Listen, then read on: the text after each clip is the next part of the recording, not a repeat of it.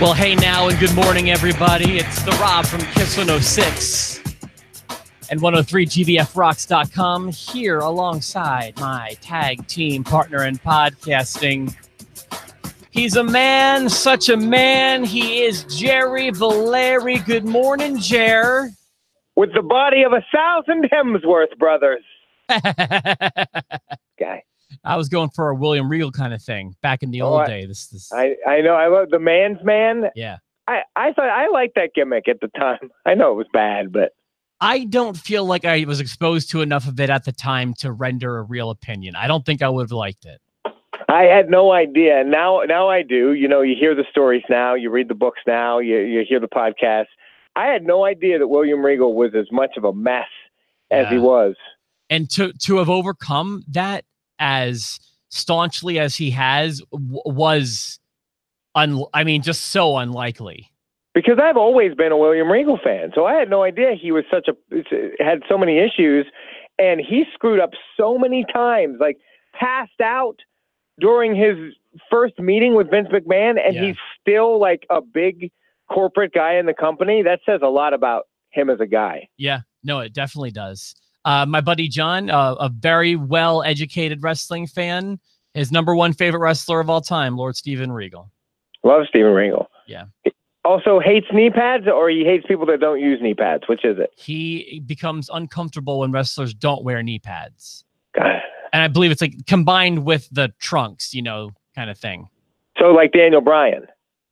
I don't even know if does he not wear knee pads? I don't think he wears knee pads. I thought he did. Let me look here. Now we lost everybody because we need to figure out if Daniel Bryan wears knee pads, which I'm almost positive. I'm looking. He's wearing knee pads. He's got knee pads on. I told you. So Bryan's okay. He's okay. He'll work. Fickle. Don't be so fickle. Well, Daniel Bryan, I'm curious. What'd you think of SmackDown, and specifically compared to Raw? Here we go. I'm prepared for an argument. I'm prepared for a fight. No, okay, because here's what I got for you. I believe we will have differing opinions, but I'm willing to concede that I might be like the unpopular opinion this time. Okay. I loved SmackDown. I thought it was better than Raw, and I liked Raw a lot. Oh, okay. I didn't like Raw. I didn't think SmackDown was amazing, but I thought SmackDown was better than Raw. I don't know. It depends what we're looking for amazing. Like, it's not the greatest SmackDown of all time, but it was a really enjoyable 2 hours. It was a really good SmackDown. There wasn't much for me to complain about at all. I loved how it started. I loved the Daniel Bryan promo coming from the concessions, working his way down. I loved them working R-Truth in. I mean, I don't want to just jump and blow through everything that happens, but as we talk about the show, there's very little that I thought they did poorly and very little that I didn't enjoy. Here's my thing that why I like SmackDown. I thought you were going to say Raw was better. But I still think that if you polled wrestling fans, maybe not the post-to-post fans, but I think wrestling fans probably got a bigger kick out of Raw specifically. But maybe not. I think SmackDown is a bit more focused on where they're going. And it's just such a more digestible show for me at 2 hours. Yeah, and the character development is easier to follow, and they're putting the right amount of effort into everybody. I mean, like, look at SmackDown. The U.S. title actually has a real story around it now that I care about. Rusev and Shinsuke Nakamura, they made that a really interesting feud. That's a fight I want to see. Please do not put it on the kickoff show. Yeah, and they found a way to utilize Lana, and that's going well. The start of the show, both shows started very hot. Yeah. Then I think my only complaint is the same complaint I've been having for really since Daniel won the title. Is I really like how this heel turn is believable and true to Daniel. I just wish it was a bit more slow. Like, slowly I turn to becoming this mean, eco-friendly green Daniel Bryan. It just it was a snap when I wish it was more of a build. Yeah, they rushed it, but at this point, we would have built to where he is now anyways, I think. And I'm okay with it. Like he's cutting great. Yeah, the great character promos. is great. It's believable. It's, you know, something we all know is him. Like, I like where we're at. I just wish we could have gotten there a different way. I get a big kick out of the, you know, you've got the new Daniel Bryan taking on the real AJ Styles. Yeah, it's true.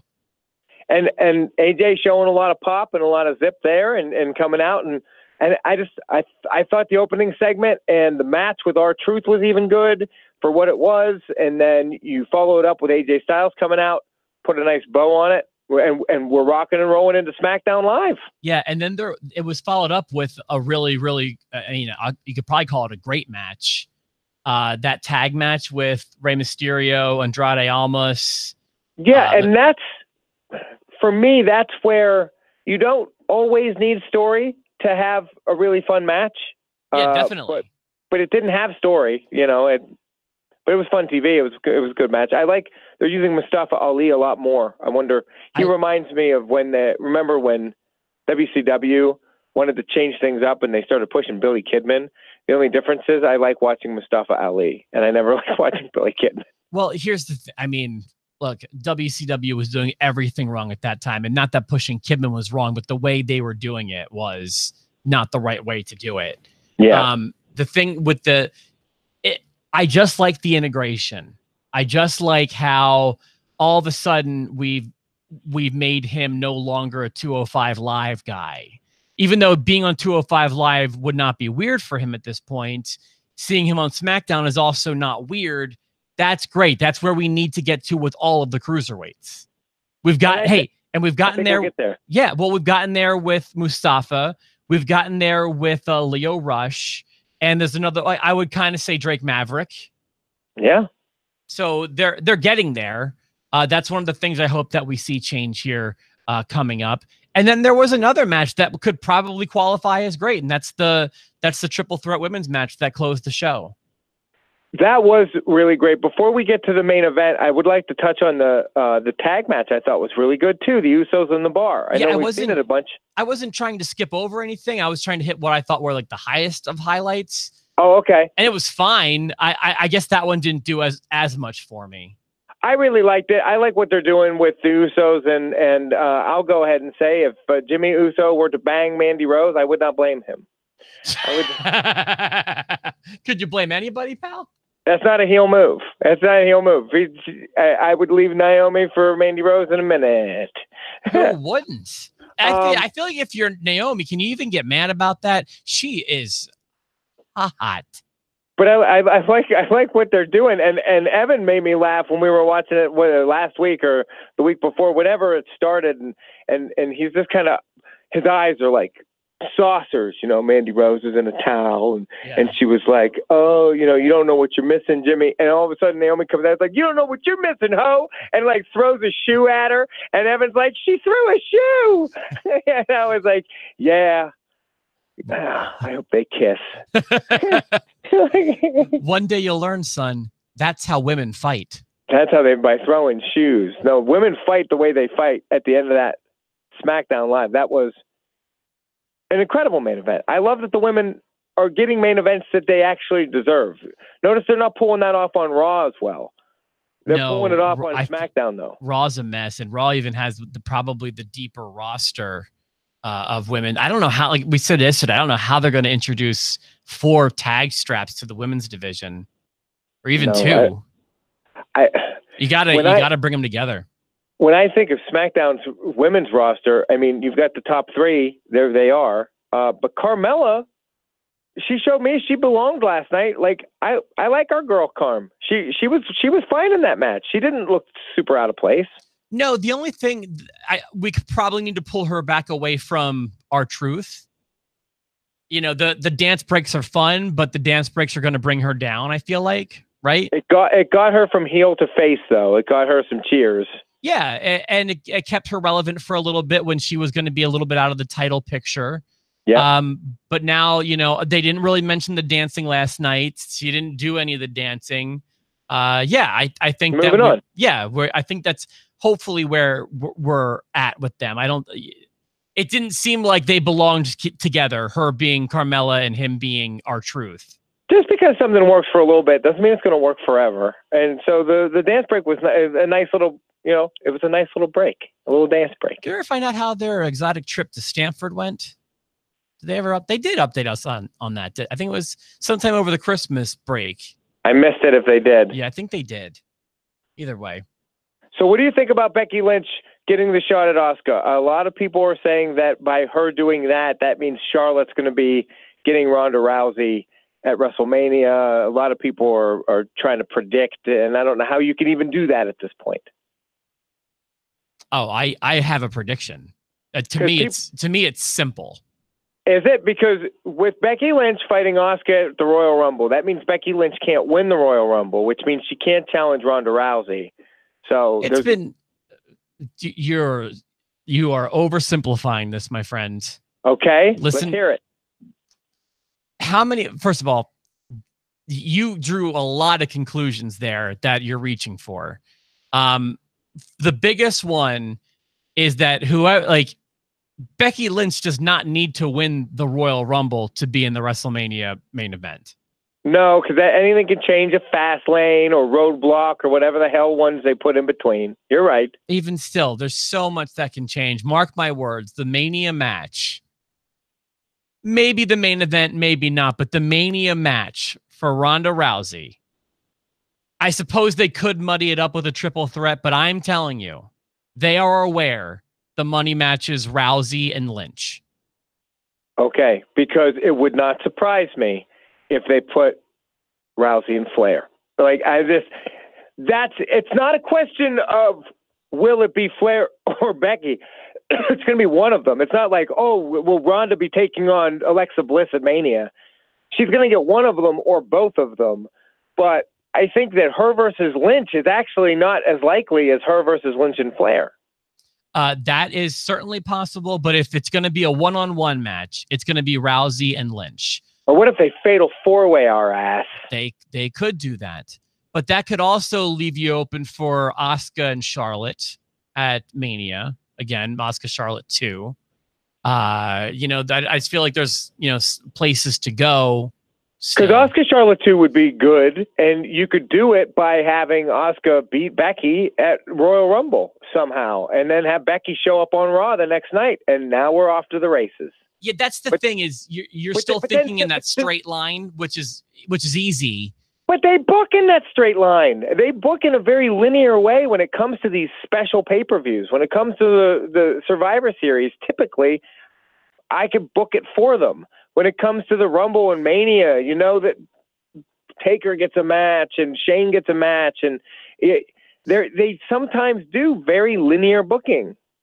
Oh, for sure. They oftentimes do. My statement is, I don't care what happens at the Royal Rumble, the Mania match, if it's one-on-one, it's Rousey and Lynch.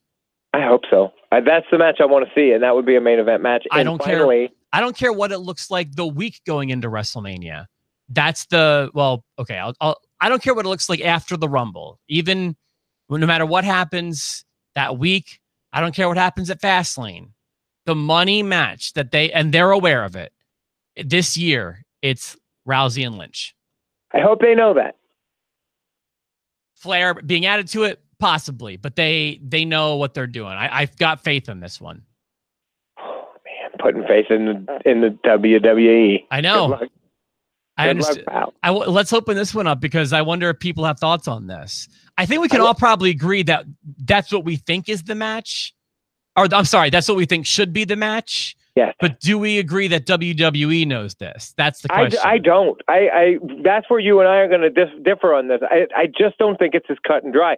I think it is as cut and dry a decision as you say it is. I don't think they will make it that way. I think that they're going to gum it up.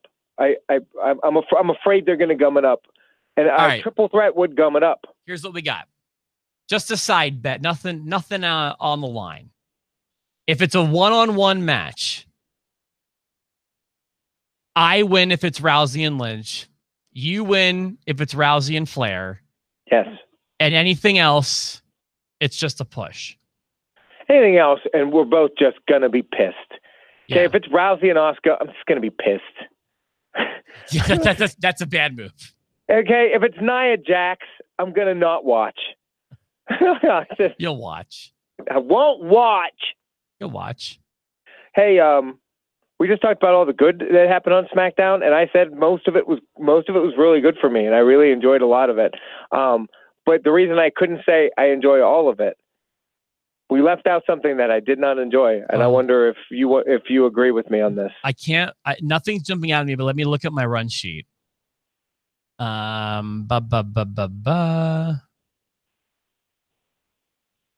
only thing I can think of is, does that have to do with Miz and Shane? I just don't like the Miz and Shane thing. I just don't. They are wildly misusing the Miz here.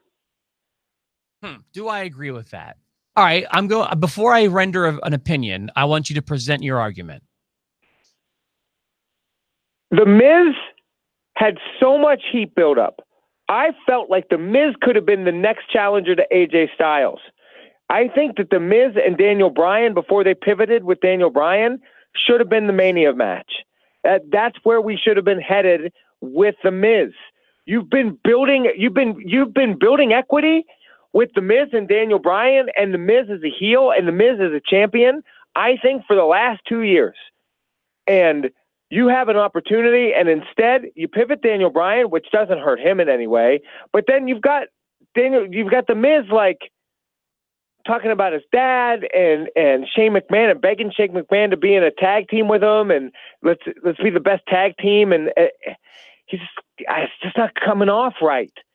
Well, he's doing a good job with it because he's the Miz. I just frustrated with the whole effing thing. A few things to what you said, because I'm not as upset with it as you are, it sounds like.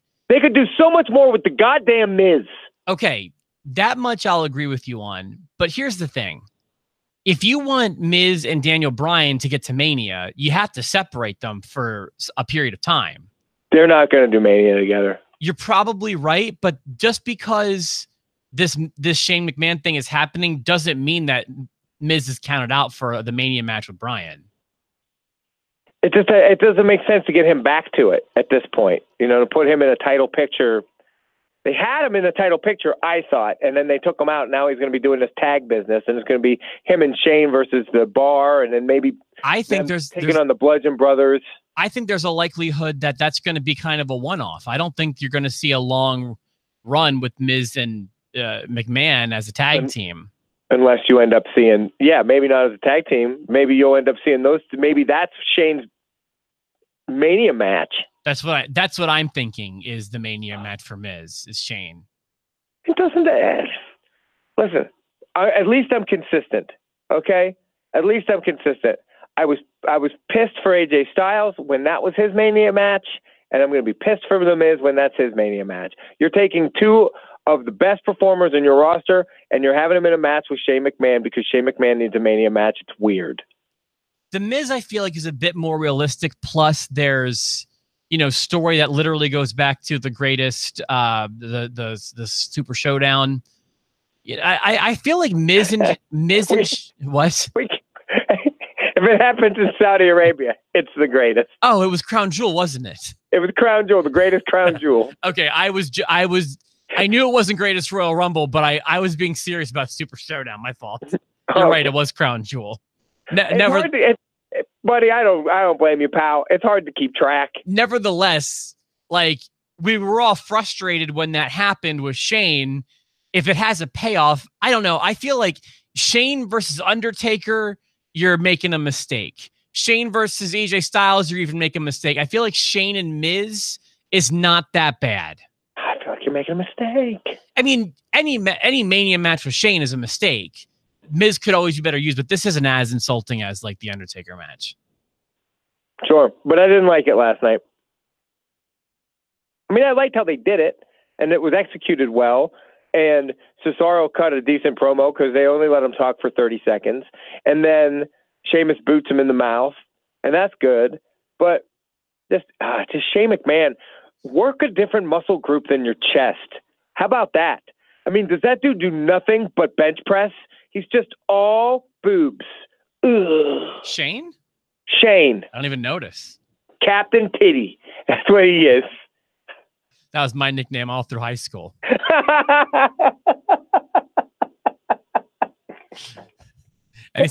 Anything else we need to touch upon this morning, Jer?